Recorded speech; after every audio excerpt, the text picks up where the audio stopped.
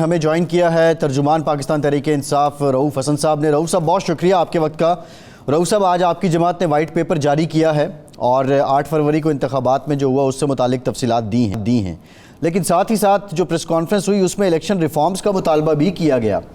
تو آپ نہیں سمجھتے کہ جو آپ کا الزام تھا کہ پہلے سے موجود قوانین کی خلاف ورزی کی گئی ہے، یہ ریفارمز کا مطالبہ اب اس کو پیچھے رکھ دے گا اور جن لوگوں نے یہ کرنا ہے، حکومت نے آپ کے ساتھ معاملات کرنے ہیں یا جن اداروں نے، وہ ریفارمز پہ آ جائیں گے؟ بہت مہربانی جی، شکریہ۔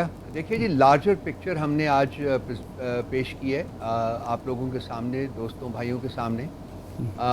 ایک طرف تو الیکشن فراڈ کے بارے میں ہم نے کریڈیبل سپورٹیو ایویڈنس جو ہے اس کے ساتھ ہم نے اپنا کیس پریزنٹ کیا ہے۔ اس میں کتابچہ ایک ہے اوور 250 پیجز جس میں کہ وہ پروف لگے ہوئے ہیں۔ ایگزیکٹو سمری بھی اس کی ہے موجود، جو کہ ہم نے آج سب لوگوں میں بانٹی ہے۔ نمبر ایک بات۔ نمبر دو، جو لارجر پکچر میں ایک اور فیکٹر جو ہے وہ ہے الیکشن ریفارمز کا۔ جب ہم آئے تھے تو آپ کو یاد ہے کہ ہم نے اس طرف کچھ قدم اٹھائے تھے، اس میں ای وی ایمز کی انٹروڈکشن بھی تھی، لیکن چونکہ ای وی ایمز کو مینیپولیٹ کرنا مشکل تھا تو اس لیے یہ لوگوں نے آنے کے بعد سب سے پہلا کام جو کیا تھا وہ یہ کیا تھا کہ ای وی ایمز کو ختم کیا تھا اور ایکسپیکٹ کمیونٹیز کو جو ہم نے ووٹ کا حق دیا تھا وہ واپس لیا تھا۔ تو یہ لارجر پکچر ہے، اس میں بہت سارے فیکٹرز ہیں۔ ایک جو ابھی ریسنٹ پاسٹ میں ہوا ہے اس کے بارے میں بما ثبوت کے ہم نے جو رپورٹ ہے وہ پیش کی ہے، اور پھر یہ کہ لانگر رن میں، میڈیم ٹو لانگر رن میں جو ریفارمز ہونے چاہیے ان کی بھی ہم نے نشاندہی کی ہے۔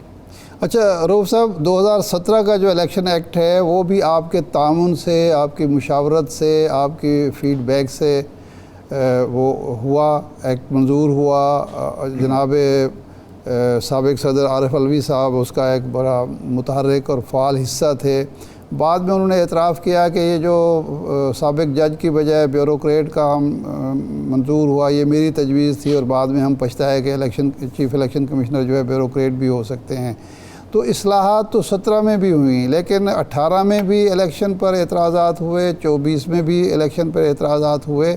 تو اب مزید اصلاحات اگر ہو بھی جائیں تو اس کا کیا فائدہ ہوگا جب تک مزاج نہیں بدلے گا ہماری انتظامیہ کا اور ہماری سیاسی جماعتوں کا؟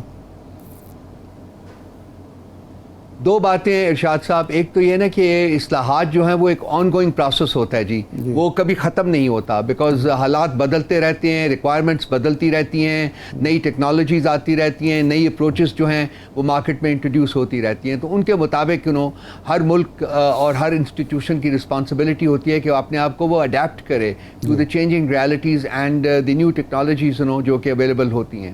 تو پاسٹ میں جو اصلاحات ہوئیں ان کی ایک اپنی ریلیونس تھی۔ آج ملک کی جو ضرورت ہے جس قسم کی اصلاحات کی، ان کی ایک اپنی ایک ریالٹی ہے۔ تو ہم نے یہی کہا ہے کہ چونکہ یہ ایک آن گوئنگ پروسیس ہے، اس لیے وقت آ گیا ہے کہ تمام پولیٹیکل پارٹیز بیٹھیں اور بیٹھ کے کنسنسس کے ساتھ اصلاحات ایسی نافذ کریں کہ پاکستان میں جو الیکشنز کو ڈسپیوٹڈ بنانے کی ٹریڈیشن ہے وہ ختم کی جائے، اور الیکشن میں جو بھی شخص جیت کے آئے، جو بھی پارٹی جیت کے آئے، اس کو رول کرنے کا حق ہونا چاہیے بغیر کسی آبجیکشن کے۔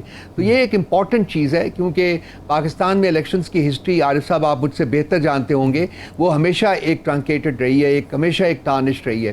1971 کے الیکشنز کے بارے میں کہا جاتا ہے ہاف ٹونٹنگلی ہاف سائڈونکلی کہ وہ بڑے فری ہوئے تھے، جو کہ جس کے بعد ملک جو ہے وہ دو لخت ہو گیا تھا۔ تو اصلاحات ضرورت ہے۔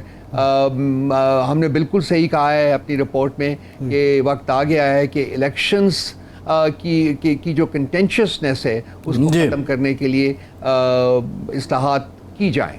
اچھا، آج عمر ایوب صاحب نے اور گوہر علی خان نے یہ بھی بتایا کہ ہم نے 158 عذرداریاں داخل کی ہیں، 850 یا 800 سیٹوں پر الیکشن ہوئے پورے پاکستان میں، تو یہ 158 پر اعتراضات ہیں آپ کے، تو اس کا مطلب یہ تو بہت تھوڑا ہے، اس کا مطلب بہت زیادہ دھاندلی نہیں ہوئی۔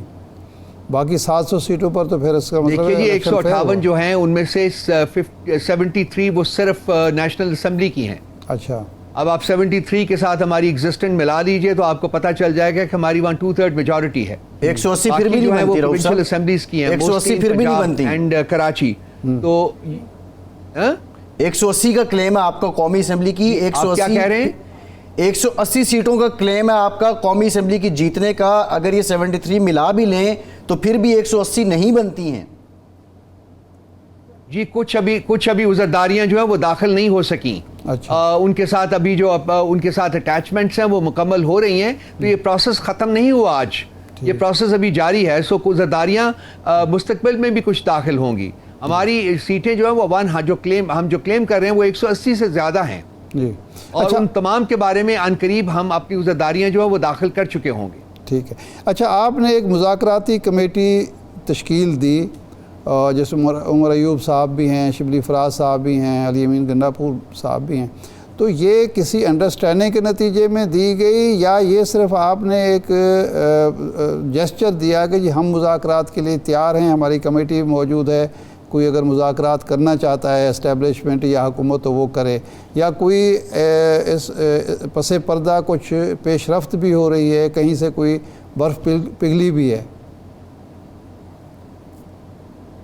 عارف صاحب دیکھیے بہت ساری اسپیکولیشن تھی، ایکچولی میڈیا بیسڈ اسپیکولیشن ہو رہی تھی، بہت ساری ہائپ جو ہے وہ بلڈ ہو رہی تھی کہ جی اندر خانے کو بات ہو رہی ہے، کوئی ڈیل کی بات ہو رہی ہے، کوئی کچھ کہہ رہا تھا، کوئی کچھ کہہ رہا تھا. تو اس سارے اسپیکولیشن کو ختم کرنے کے لیے خان صاحب نے یہ اسٹیپ اٹھایا ہے کہ اگر کسی کو ضرورت ہے یا کوئی چاہتا ہے تو یہ 3 اشخاص ہیں جو کہ انگیج کر سکتے ہیں اسٹیبلشمنٹ کے ساتھ. ہمارا اس کے ساتھ ساتھ کلیریفائی کیا گیا تھا کہ ہمارا کوئی ان سے رابطہ اس وقت نہیں ہے، نہ ہماری طرف سے کوئی ان کو آفر گئی ہے، نہ ان کی طرف سے ہمیں کوئی آفر آئی ہے. سو یہ ایک اسپیکولیشن کو، میڈیا ہائپ کو ختم کرنے کے لیے، کنفیوژن کو ختم کرنے کے لیے یہ ایک اسٹیپ لیا گیا. یہ کمیٹی نہیں ہے، یہ 3 افراد ہیں جن کی نشاندہی کی ہے خان صاحب نے کہ ان 3 افراد میں سے جس کے ساتھ چاہیں رابطہ کر سکتے ہیں. اچھا آپ کا ایک مسلسل مطالبہ رہا کہ مذاکرات اسٹیبلشمنٹ سے ہوں گے، اسٹیبلشمنٹ سے مذاکرات کریں گے. سول بالادستی کا بیانیہ آپ کے مخالفین کہتے ہیں، ایک طرف آپ کا سول بالادستی کا بیانیہ ہے، دوسرا جو سول جو فورسز ہیں اور ڈیموکریٹک فورسز ہیں آپ ان سے بات ہی نہیں کرنا چاہتے. آپ نے کہا کہ مسلم لیگ اور P T I Peoples Party سے تو کوئی بات ہی نہیں ہوگی.